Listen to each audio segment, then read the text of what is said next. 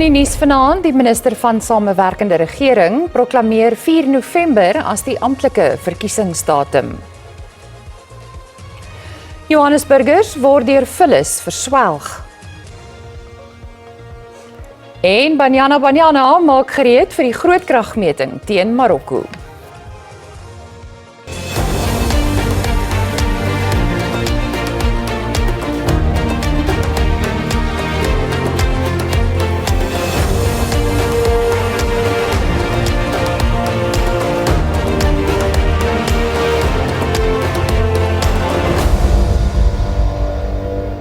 Goeienaand en welkom by die nuus in Afrikaans. Die aftel na Suid-Afrika se 6de demokratiese plaaslike regeringsverkiesing het amptelik begin, nadat die minister van Samewerkende Regering 4 November amptelik as die verkiesingsdatum verklaar het.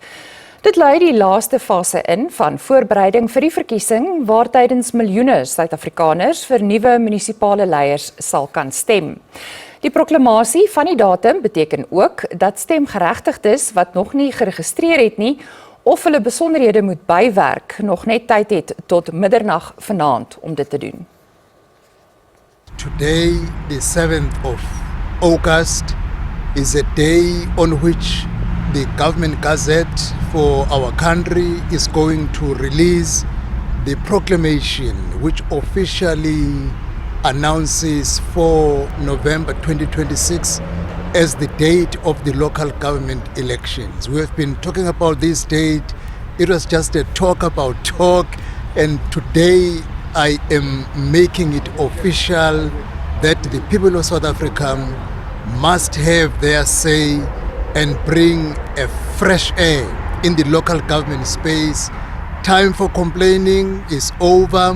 Let us look forward now with a determination to put a mark through our vote and bring a new dispensation and make our local government work. Die voorsitter van die verkiesingskommissie, Mosotho Moepia, sê die hoofkiesbeampte sal die kiesersrol op die 26ste van die maand finaliseer. Hy sê meer as 5 miljoen stemgeregtigdes was sedert die eerste verkiesingsnaweek in Julie met die OVK in verbinding om as nuwe kiesers te registreer of hulle besonderhede na te gaan of te verander. The certified voters roll will be published and the electronic copies thereof will be provided to certified contestants in these elections.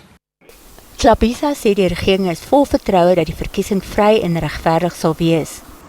Every month I hold the Interministerial Committee on Local Government Elections, and after today these meetings will happen fortnightly because we are now turning the corners towards the arrival to the 4th of November. I am confident. In these meetings, we have IEC, SAPS, Home Affairs, and all other departments that are related in ensuring free and fair elections.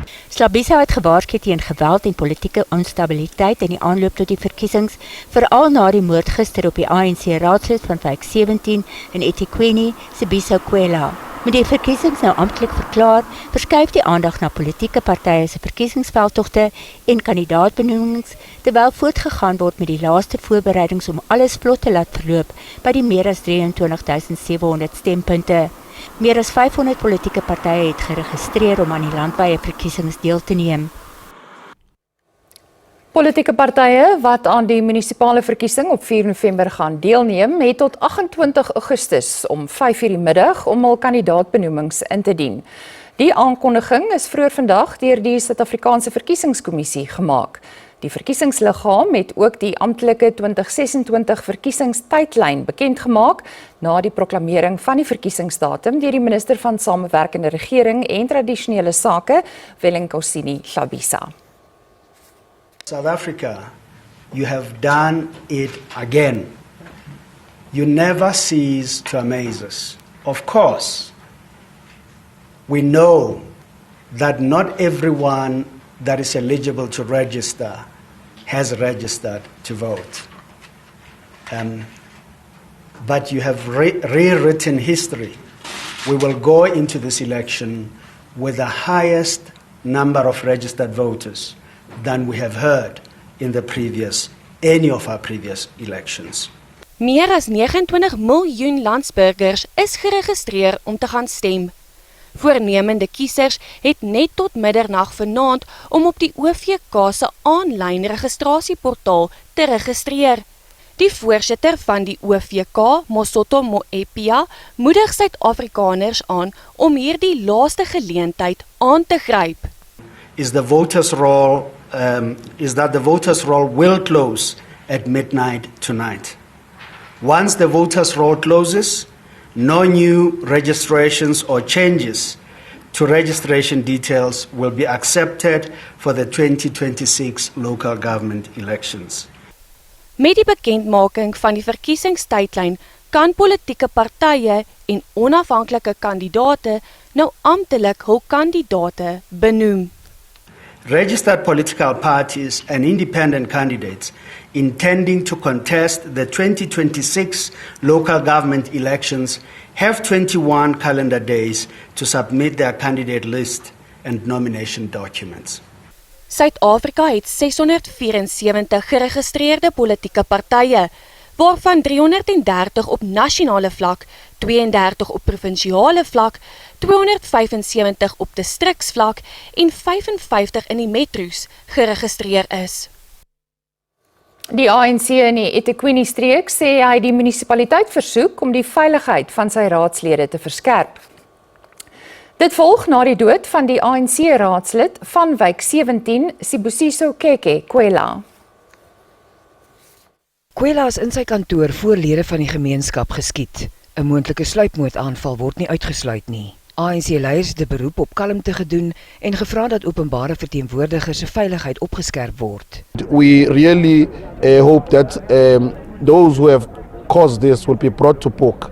We're happy that the political killings task team has arrived at the scene, and it seems that they are the ones who are going to take over the case. We have seen their work, we have seen them unlock a lot of cases in the past that has seen many of our leaders die. Die ANC vra die gemeenskap om met inligting na vore te kom.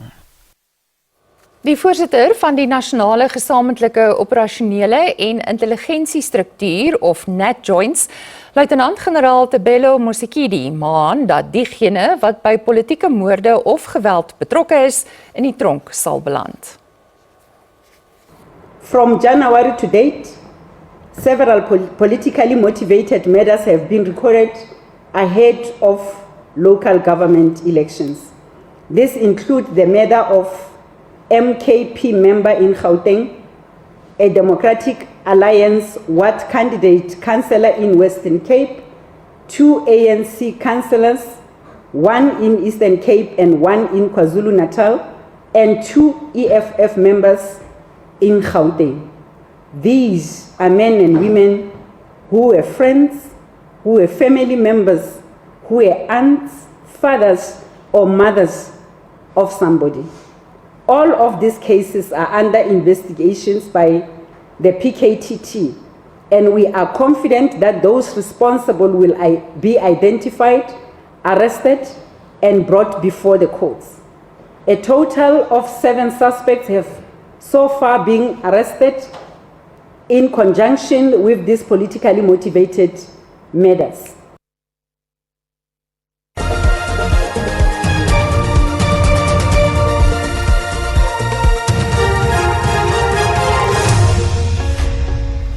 Een van die moordenaars van die mediapersoonlikheid Warwick Stock, beter bekend as DJ Warras, is in die Hooggeregshof in Johannesburg tot 25 jaar tronkstraf gevonnis. Dit nadat die Mosambiekse burger Joaquim Armando Pakula skuld beken het op al die aanklagte teen hom. Die 40-jarige DJ Warras is verlede jaar buite 'n woonstelgebou in die Johannesburgse middestad doodgeskiet.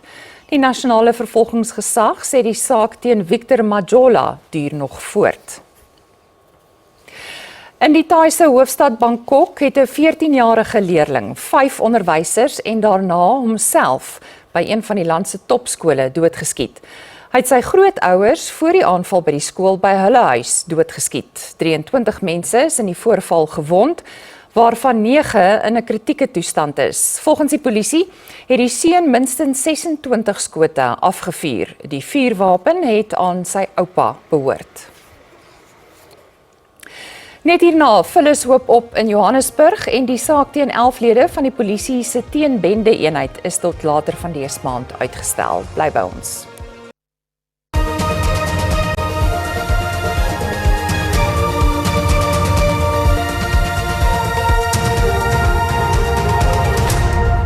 Die rommel wat reg oor Gauteng ophoop, is die prys wat vir politieke begunstiging betaal word. Tydelike picket-up-werkers betoog en eis tans permanente poste. Volgens professor Alex van den Heever, 'n deskundige op die gebied van bestuur en beleid, het die fiasko ontstaan toe dienste uitgekontrakteer is aan entiteite met bestuurders wat meer as R4 miljoen verdien en direksies wat belastingbetalers R32 miljoen per jaar kos. Well, Pick It Up is a separate public entity that has been created that is effectively wholly owned by the city.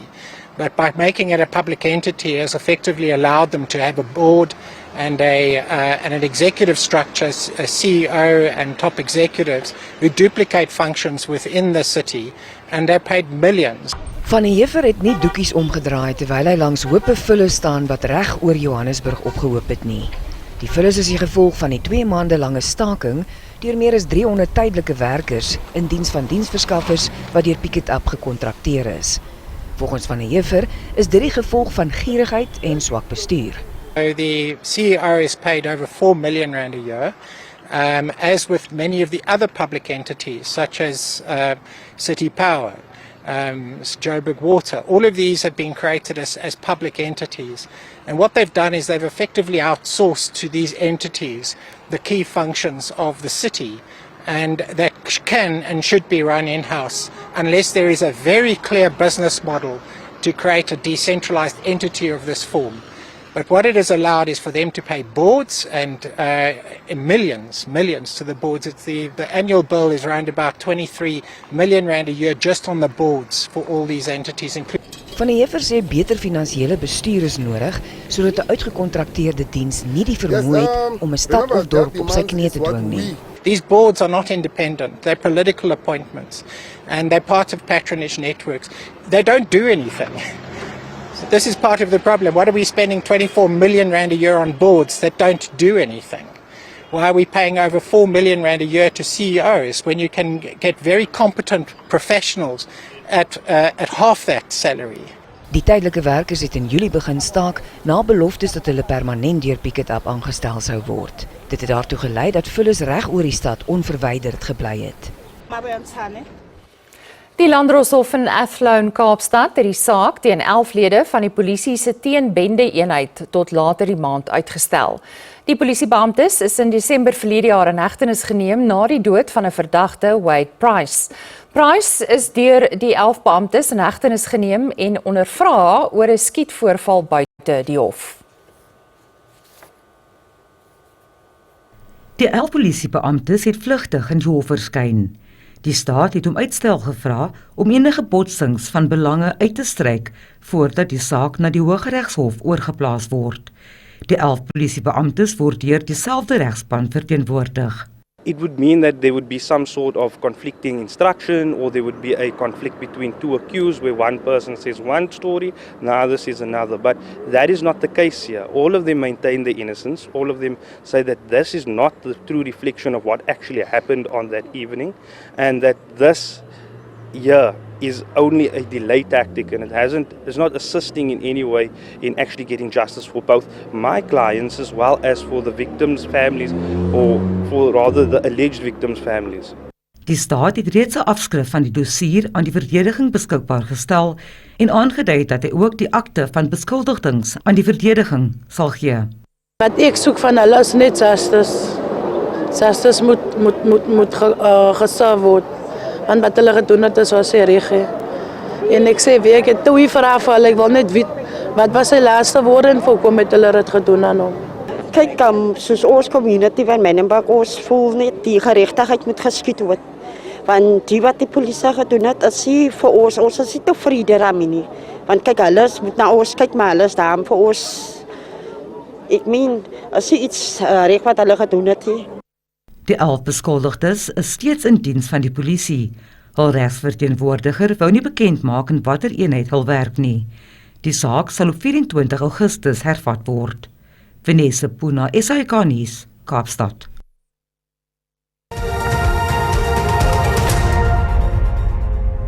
En nou vir 'n kykie na die markaanwysers.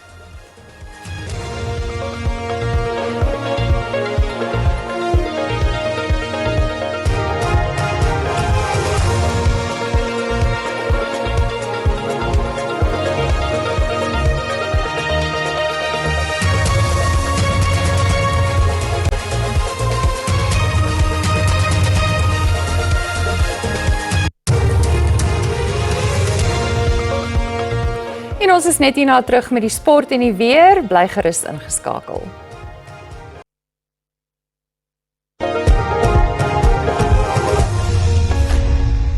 Die uitdagings waarmee Banyana in die Afrika Nasiesbeker toernooi vir vroue te doen kry, is dalk net die nodige vonk wat nodig is om hul wêreldbeker droom te laat vlamvat. Ondanks 'n strawwe begin, is Suid-Afrika slegs 90 minute weg van hul hoofdoel om vir die 2027 FIFA Vroue Wêreldbeker in Brasilië te kwalifiseer. Hulle speel môre aand in Rabat in die kwartfinale van die WAFCON teen die gasheerland Marokko. 'n Wankelrige begin was dalk net wat Banyana nodig gehad het as 'n wekgroep vir die res van die Afrika beker toernooi. Na 'n 2-1 nederlaag teen Tanzanië en 'n naalbyt gelyk op uitslag van 2-2 teen Ivoorkus, het Banyana die uitkloprondes net gehaal. How we started was not good, but it kept us on our toes. I feel like sometimes it goes back to it's not how you start, but how you finish. And with that experience and getting those results, they always keep you awake. You know that, hey, anything is possible. Marokko het met 7 punte bo aan groep A se punteleer geëindig, na hul oorwinnings teen Algerië, Kenia en 'n gelykop uitslag teen Senegal. Volgens die middelskakel Robin Modale sal hulle dryfkrag vind in hul geskiedkundige sege van 2-1 oor die gasheerland in die 2022 eindstryd. Die jaar waarin Suid-Afrika hul eerste en enigste WAFCON titel verower het. It's a different ball game, you know. Now it's do or die. We know what is at stake. We know what Morocco will bring. We know that they will have a full stadium, etc., etc. But we've been here before, you know. It's about how badly we want it. Also, we are playing team. They're also a team that likes to play, and I think it's going to suit us very well. Die top 4 spanne in die WAFCON kwalifiseer outomaties vir die FIFA Wêreldbeker. Suid-Afrika se vroue en mans rugbyspanne sê hulle is gereed om die naweek hulle beste te gee, al is dit onder moeilike omstandighede aan teenoorgestelde kante van die wêreld. Die Springbok mans meet môre aand kragte teen Argentinië in Buenos Aires, terwyl die vroue reeds 4:00 môreoggend Suid-Afrikaanse tyd teen Fiji in Suva uitdraf. Die lang vlugtye om by hulle bestemmings te kom en die tydsone verskille beteken dat die twee spanne heeltemal buite hulle gemaksones is. Die vaskopsit Zachary Potten sê die Springbokke is voorbereid op alle omstandighede ongeag waar hulle speel. Potten het die junior Springbokke aangevoer en het reeds 5 keer vir die Springbokke gespeel. Playing like union rugby is one thing. It's obviously a massive step up to international rugby. So you're always trying to better every aspect of your game. So like for what I do is before every training session, I'll put my head on 1 or 2 things. I'll say, look, today I want to get better at this and this and that. And I think I try and be consistent with trying to improve every single training session. Potten is een van die vele nuwe spelers in die Springbokspan wat wys hoe hard gewerk word om te verseker dat elke speler sy volle potensiaal kan bereik. The coaching staff, the players, they guide you through the journey. So you really don't feel like you're alone. You don't feel like you're being thrown in the deep end. You just feel like, you know, it's another game of rugby. Just do what you've come here to do, you know, get your job done. There's not this, obviously there is a bit of pressure in the sense of, you know, you want to make your country proud and all that. You want to make your family proud. But the players around you really, they give you confidence. Dieselfde geld vir die vrouespan, wat 'n bewys is van die veerkragtigheid, doelgerigtheid en trots waarmee die spanne in groen en goud elke wedstryd waarin hulle speel benader. Die Stormers en die All Blacks meet om 7:00 vanaand in Kaapstad kragte in die Nieu-Seelanders se Greatest Rivalry Tour. Dis die eerste wedstryd van die toer en ook die eerste keer dat die Stormers en die All Blacks te mekaar te staan kom. Die senter en voormalige blitsbok Roan Nel sal die Kaapse span aanvoer. En ons groet en onthou, jy het net tot en met middernag vanaand tyd om aanlyn vir die plaaslike regeringsverkiesing te registreer. Tot môre aan dan, totsiens.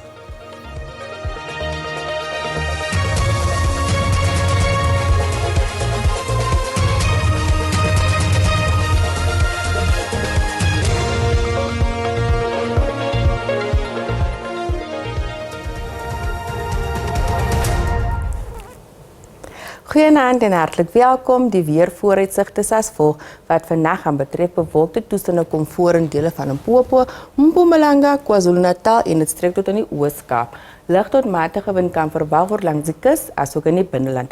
As ons kyk na môre, enkele buie kom voor in dele van Limpopo en ook in dele van Oos-Kaap, asook in enkel tot verspreide buie in die Wes-Kaap. Daar is ook koue front wat deurbeweeg van die westelike dele van die land. Sterk wind kan ook verwag word in die binneland. As ons kyk na môre, daar se weerwak uitgegee deur die Suid-Afrikaanse weerdiens vir winderige toestande, so wees asseblief versigtig. Kom ons kyk nou na as minimum en maximum temperature. In Gauteng, 'n koel dag kan verwag word. Pretoria se maksimum is 23, asook Johannesburg Vereniging se minimum is 3 met 'n maksimum van 22 grade. In Limpopo, 'n koel dag kan ook verwag word.